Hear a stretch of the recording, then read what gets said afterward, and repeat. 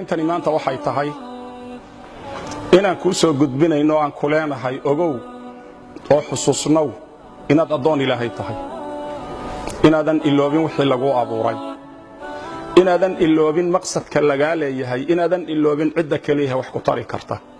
abaar iyo mushkilad haddaad dareemayso, haddaad awlaad la'aan dareemayso, haddaad caafimaad la'aan dareemayso, haddaad maxaanku dhahdaayay masiibo iyo dulmi cid ka haystaa jiro, ilaahay inaad xasuusnatoodan iloobin weeye fariinta. saddex miisaal baan ku siinaya. qisada koobaad waxaa lagu tilmaamaa ibnu abidunya kitaabu leeyahay inuu ku wariyey isagoo zuhdiga ka warramaya iyo allabariga iyo cibaadada qofka muslimka ah. waxaa kaloo wariyey xasan albasri isagoo anas ibnu maalik ka wariyey nin ansaariya inuu ahaa nin ganacsada, lagu tilmaamay naasik iyo waric xalaal miirad inuu ahaa xilligii nebi moxamed calayhi salaatu wasalaam. ninkaasi inuu maalin maalmaha ka mida isagoo safar doonaya soo maray tuulooyinka iyo magaalooyinka deegaanka bani aadamka ka mida oo dhinaca shaam inay ahayd lagu tilmaamay. ninkii waxa uu warsaday cid gaadiidleya oo uu kaashado oo uu weheshado oo dariiqa marisa. waxaa loo sheegay nin dadka ka kireeya fardo. ninkiibaa farda iyo gaadiid ka kireeyey. ninkaasoo tuug ahaa asalkiisa yaa markii waddadii dhexda la sii marayey wuxuu idhi waddadan inagu leex. waxa uu yidhi war waddadan haynagu leexina tanaa raadka iyo dadka cagtoodu ka muuqataaya ina mari. wuxuu idhi may anigu tanaan aqaano, tanaa dhow oo tanaa toobiye ah. waddadii ayuu ku hormaray ninkii. dabeedna markii hawd halkaas iyo kaynaya dhul qariiba la dhex marayo iyo togog la maraayo yaa wuxuu tusay lafa dad badan oo dhintay. waxa uu ku yidhi intaasoo aadama ah aniga ayaa dilay, waxaana u qoonsaday inaan furto oo sidaan adiga maanta qaadicu dariiqa kuugu ahay aan maalkaaga iyo dhiiggaagaba bannaysto. wuxuu ku yidhi maalka iska qaado, laakiin dhiiggayga ii badbaadi, awlaadaydii iyo ehelkaygii aan u noqdo, hooyadaybaa keligay dhashay. sidii loo hantaatici lahaa ayuu aad u calaacalay. wuxuu ku yidhi inta aan dilayba hadal fiican way yidhaahdeen, qofnase kama maqal. waxa uu yidhi waxaan ku idhi war 4 ragcadood intaan tukanayo ma ii kaadin kartaa mar haddaad i dilayso? markaasaa wuxuu yidhi waxaad tukataa intaad rabto. waxa uu yidhi waxaan bilaabay salaad, waxaan isku dhex waday ducooyin iyo aayad qur'aan oo qalbigayga ku soo dhacaysay. aayadda qur'aankii waxay ahayd amman yujiibu almudarra idaa dacaah wayakshifu as-suu'a wayajcalukum khulafaa al-ard a ilaahum maca allah. aayaddaasaa qalbigayga ku soo noqnoqonaysay. ducaduna waxay ahayd yaa waduud ya dulcarshi almajiid ya facaalun lima yuriid. ducooyinkaas ayuu akhriyey. aqithnii yaa muqiithu aqithnii buu ku celceliyey.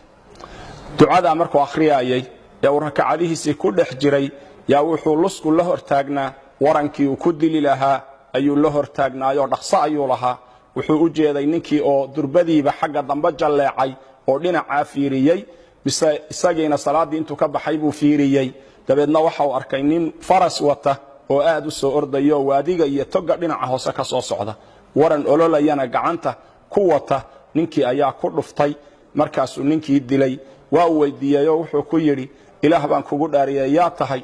wuxuu yidhi anigu malag baanahay u xil saaran amman yujiibu almudarra idaa dacaahu wayakshifu as-suu'a wayajcalukum khulafaa al-ard.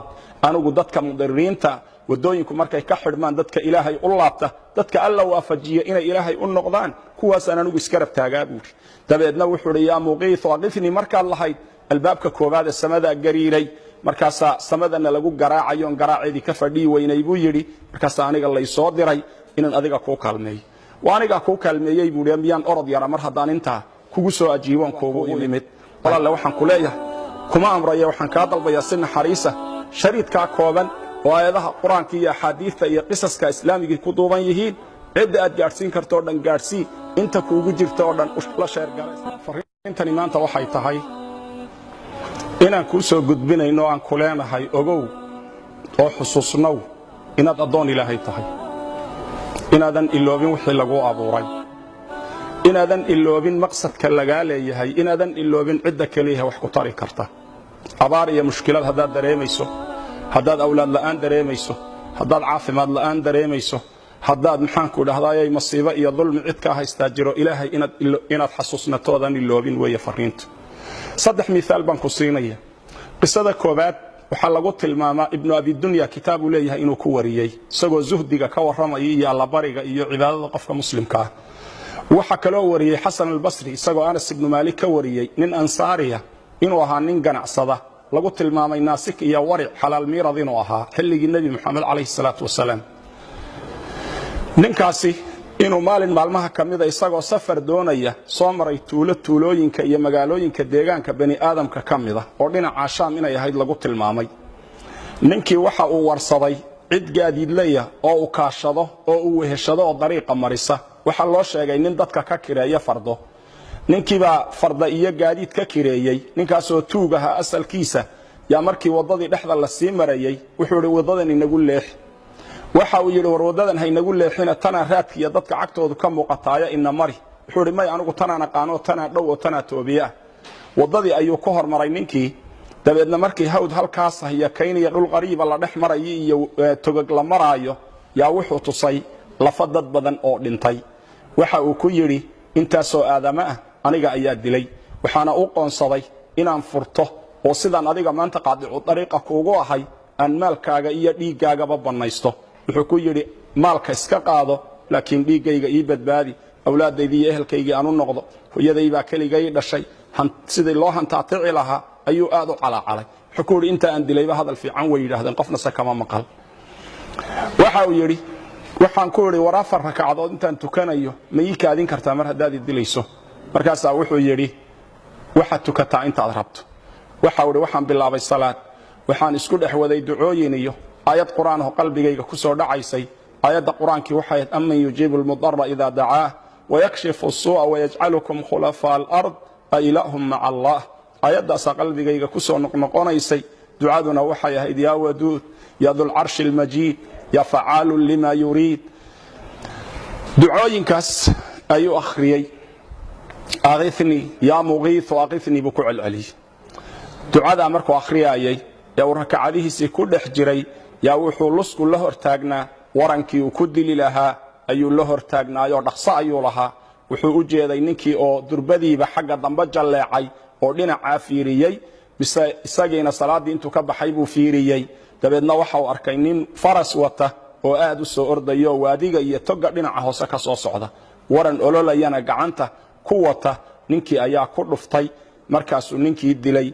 waa uu weydiiyeyoo wuxuu ku yidhi ilaah baan kugu dhaariyay yaa tahay.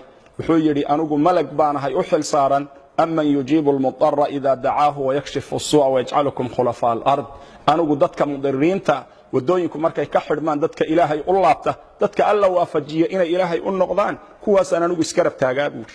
dabeedna wuxuu idhi yaa muqiithu aqithnii markaad lahayd albaabka koowaad ee samadaa gariiray. markaasaa samadana lagu garaacayoon garaaceedii ka fadhii weynay buu yidhi. markaasaa aniga laysoo diray inaan adiga kuu kaalmeeyo. waa anigaa kuu kaalmeeyey buui miyaan orod yara mar haddaan intaa kugu soo ajiiboon kuugu imid. walaalle waxaan ku leeyahay kuma amraya waxaan kaa dalbayaa si naxariisa shariidkaa kooban oo aayadaha qur-aanka iyo axaadiidta iyo qisaska islaamigii ku duuban yihiin. cidda aad gaadhsiin karto o dhan gaadhsii. inta kuugu jirta oo dhan la sheerga.